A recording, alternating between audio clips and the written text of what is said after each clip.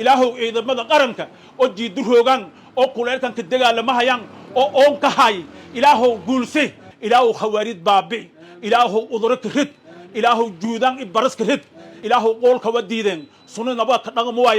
ilaahiy wasayyidu mulay khawaarid dakkan ilaahow ka dhig golaha culimada ahlus sunna wal jamaa ee koonfur galbeed ayaa maanta booqasho ku tagay qaar kamid ah isbitaalada magaalada muqdisho halkaas oo lagu dabiibayo ciidamada geesiyaasha ah ee ku dhaawacmay dagaalka lagula jiro kooxda khawaarijta ah dagaalkaasi oo ka socda furmaha hore ee gobolada dalka ujeedka booqashadan ayaa ahayd dhiirigelin iyo duco iyo garab istaag loo muujinayo ciidamada dhaawaca ah kuwaas oo naf iyo maalba u hora difaaca dalka diinta iyo dadkooda golaha culimada waxay si cad u muujiyeen taageeradooda buuxda ee ku aadan howlgalka ay ciidamada qaranka ku xoreynayaan goobaha ay khawaarijta kaga sugan yihiin dalka qaar kamid ah culimada oo warbaahinta la hadla ayaa sheegay in loo baahan yahay in ummadda Soomaaliyeed ay mid u noqoto lana garab istaago ciidamada halganka ugu jira nabadda iyo xurriyadda dalka bismillahir rahmanir rahim alhamdulillahi rabbil alamin wassalatu wassalamu ala sayyidina muhammadin wa ala alihi wa sahbihi wasallam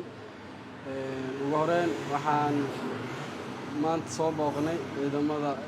ku soo dhaawacmay dagaalka khawaarijta ee ku soo qaaday goleedka magaalada Baydhabo ee Daynuunay waxaan alla ugu soo barnay inuu ilaahay caafiyo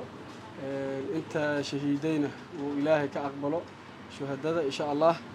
intaas kadib waxaan soo dhaweynaynaa kacdoonka ka bilowday deegaamada koonfur galbeed geesinimada iyo sharafta ay muujiyeen reer Baydhabo waa ugu mahadcelinaynaa in maanta ay garteen adowga khawaarijta dhowrka 10 sano deegaamadaas xoog ku haystay in ay maanta israacsiiyaan oo degmo walba laga diyaar garoobo waa wax weyn oo arin aad noo farxad gelinayso culimada Soomaaliyeed iyo gaar ahaan culimada reer koonfur galbeed aad iyo aad u bogaadinayaan insha Allah waxaan rabnaa kacdoonkii inuu meeshiis ka sii socdo oo mujaahidiinta ciidamada daraawiishta iyo booliska iyo xoog dalka dhammaan noocyadooda kala duwan in si toos ah ay u garab istaagaan shacabkooda iyo ayagoo wada socdo insha Allah wayna ka guuleysan doonaan cadowga shacabka koonfur galbeed mashaayikhdina ana umma udiinki isin walaashin sheegay khayrka siin faraya ana may fadana in awaamirtii tan qaadatan nimantii khawaarijta oo dhagarta badanaayeen shalmow geerad magaalada Baydhabo asharfay lalinka dhiki ajar iyo xasanaad badan ka halaasan mayliin baahanya khawaarijta in meelka baabicidan madaxyaal iyo laamaga xadaraaridan in madaxyaal iyo lahguro oo laamaga sidii bulkeetiga han lahan safu waajib way dal yo on lahayna deegan yo on lahayna yaha ku duulen lanqoho deeganka ku duulon ahlunaaru diinmo wadan beentiyo diinu shaqo iyo kuleeyin male dadka baabi'een hooyo gooriyeen aabi gooriyeen walaala gooriyeen hantidii yadheen wal yoom meelad naf imal yo ka reebadan male may wali lanko tuug baahanga neefko hade may leey neefkan ho bada neef kala lamba neef dul tusaare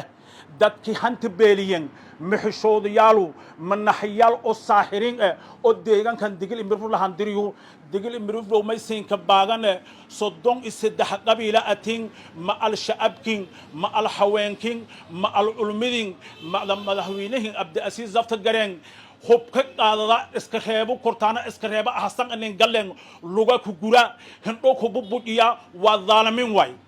dhammaan waxaan inta ugu mahadcelinayaa shacabweynaha koonfur galbeed dadaalka iyo juhdiga iyo ku dhawaaqan iyo suubiyan eedeedan ka mahadnaqay dhammaantiyo walaalaheenna oo xanuunsan ilaahayna caafi walaalaheenna xanuunsan ilaahayna caafi unugee ka booqani oo isbitaalada ka booqan ilaahayna caafi oo khawaarijinta dagaal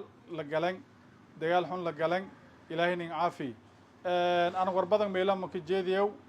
mayba inta warkaan ka jeediyay aan ka baaqee shacabweynaha koonfur galbeed sidii waxna isku duubayeen isku duubanaadaan gudoomiyaha baarlamaanka mayba intaan ka baaqee gudoomiyaha baarlamaanka Sheekh Madoowe inay u saarantaan inay qomo ka istaaga kuwa ay gelinta deegaanadaas inay xoojiyo oo culamaa u diinka inay surin garab surum mayba marka insha Allah taala fariintan khawaarij timir ka sii roogda fariin cadan eta Soomaali me ka sii roogda hadhawayti sida macnaha lan gari ida lan dhawaay dagaal way buwa weerar iyo difaac way marka nimankii iyo weerar qaadeen يوصلن قلي هو وير لك هذا سيلن قلو دون واي مركا ويبلها